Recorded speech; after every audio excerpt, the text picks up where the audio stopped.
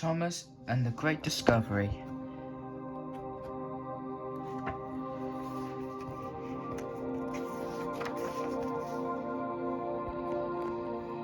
It was a beautiful day on the island of Sodor. Thomas was high in the hills, bringing some freight cars to the wharf. At an unfamiliar junction, he saw an old overgrown track that looked like a shortcut. Soon he was rattling down the steep track.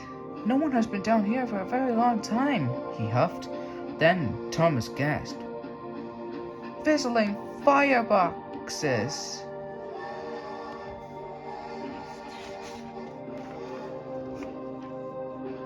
He had arrived at a station. It too was overgrown, rusty and very old. There were crumbling platforms, and the station building was covered in ivy. Thomas had never seen such an amazing place. What a funny place to have a station! He peeped and looked around some more. "There are so many buildings, it looks like an old town," he cried. "I cannot wait to tell everyone about this." So Thomas bumped and bashed along the old track and finally made his way down to the wharf. The next day, the news of Thomas's discovery was all around Sodor, so Tom and Hat wanted to visit the hidden town at once.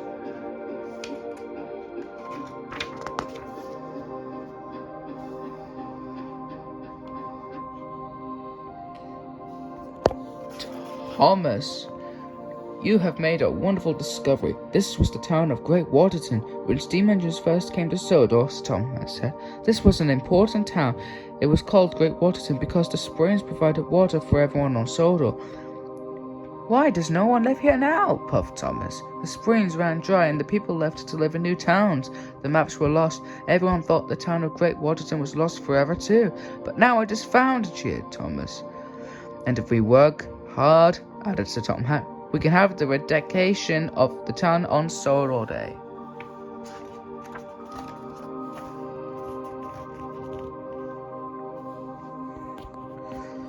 In no time at all of Sodor was working hard to fix up Great Waterton. Because Thomas had rediscovered the town, Sir Tom Hat put him in charge of all the repair work. It was also Thomas's responsibility to explore all the old tracks around Great Waterton.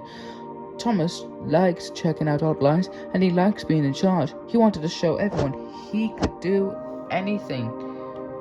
But one day there was trouble. Thomas was puffing too fast, and the truck was too old. He toppled off the track. Harvey came to lift him back on, but Thomas was bumped and bruised and had to go to the works. While Thomas was at the works, a friendly new engine named Stanley was put in charge of the work at Great Waterton. When Thomas was as good as new, he hurried back to Great Waterton. A lot had changed. So Tom Hat met Thomas. "Stanley has done a good job, so I've decided that Stanley will stay in charge and you will help him." Thomas's funnel flattened. He had lost the most important job of all.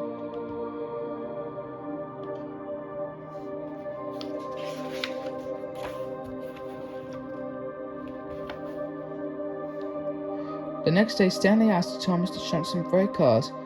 Thomas was very good at shunting freight cars, and he really liked doing it, but he didn't like Stanley telling him what to do. Still, he wanted to show how really useful he was, so he shunted freight cars all over Great Waterton. Then he remembered seeing an old freight car stuck in front of the abandoned Morgan's mine. "I'll bring that last one in, and Sir Tom Hat will give me my old job back." Thomas smiled. At last, Thomas found the old freight car, and he buffered up, but he biffed the car too hard. It rolled forward and disappeared into the mine. "Cinders and ashes!" exclaimed Thomas. "Where did it go?" He moved ahead and peered inside. "I must finish the job," he huffed. "I'll soon find that freight car." And Thomas puffed into the mine. It was very dark. Thomas was happy he had a bright lamp.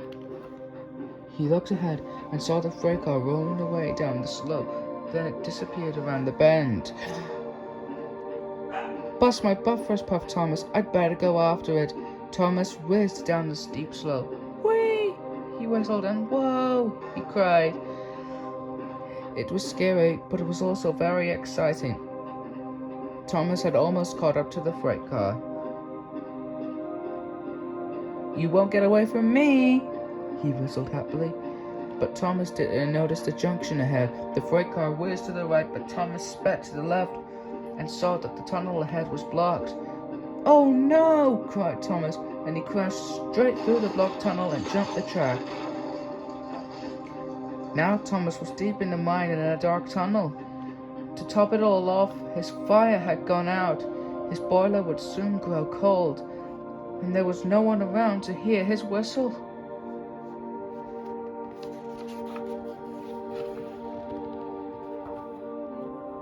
The next morning, Stanley and the other engines arrived for work. Where's Thomas? Stanley asked. The engines looked around. Thomas wasn't there. Thomas was missing. It was the biggest calamity Sodor had ever known. Everyone looked for Thomas. They checked the quarries. They searched the docks. They toured every town. They scoured every hill and hunted in every valley. But Thomas was nowhere to be found. Then Stanley had a thought. Maybe Thomas is up on the forgotten tracks around Great Waterton. I'll look for him there. When Stanley was high up in the hills, he whistled and whistled. Where are you, Thomas? But only his echo came back. Stanley looked everywhere. Then he spotted Morgan's mine. Could Thomas have gone into the mine? Stanley wondered. He whistled one last time, and this time Thomas heard him. It's Stanley, he gasped. With his very last puff and his very last huff, Thomas blew his whistle as loudly as he could. And then Stanley heard him. He slowly entered the dark mine. Thomas, he whistled happily. Is that you? Thomas had run out of puff. He couldn't whistle again. He could only wait and hope that Stanley would find him. It wasn't long before Thomas heard Stanley chuffing up behind him. Stanley, he peeped. I'm very happy that you are here. Thomas, whistled Stanley. I'm very happy to find you. Where have you been? I was trying to be a really useful engine, tooted Thomas. Don't worry, Thomas, Stanley chuffed. I'll have you back on the track in no time. Soon Stanley was coupled up to Thomas. He pulled and tugged. Thomas was heavy, but Stanley didn't give up. I can do it, Stanley wished, and with a mighty heat, Stanley pulled his friend back onto the track. Hooray! Tooted Thomas. Then there was a very loud crack. The valve in Stanley's boiler had burst. Stanley was a strong engine, but pulling Thomas had been too much. Now Stanley couldn't move. Don't worry, whistled Thomas. It's my turn to help you. With your coal, I can push you home. Stanley smiled.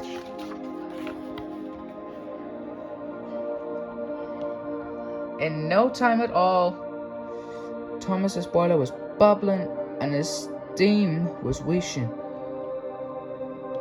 Thomas found an open siding, got behind Stanley and started to push. Here we go, Stanley, Thomas huffed happily. Stanley smiled back, and puff by puff, Thomas pushed Stanley up and out of the mine. The old trucks rattled and creaked, but Thomas didn't mind. He was happy and proud to push his new friend Stanley home. At last, Thomas and Stanley pulled into Great Waterton. Thomas was tired, but he had never felt happier. When the other engines saw Thomas and Stanley, they tooted and whistled, and soon the sound of the engines' whistles echoed around Great Waterton. The news quickly spread throughout Sodor. Thomas has been found, the engines whistled. So Tom had grandly proclaimed, Stanley saved Thomas and Thomas saved Stanley. For the next couple of days, Everyone worked hard to get Great Waterton ready for Sodor Day. Now Thomas was happy that Stanley had come to Sodor.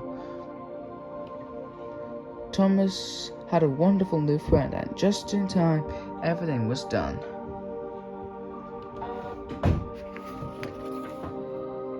The weather for Sodor Day was perfect, so Tom had arrived and beamed, "Well done to you all. This is the grandest Sodor Day ever."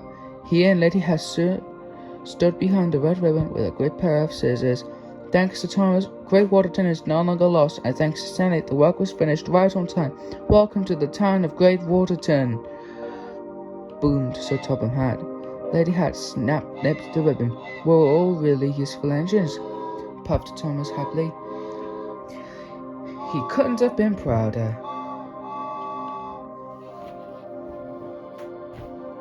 The end.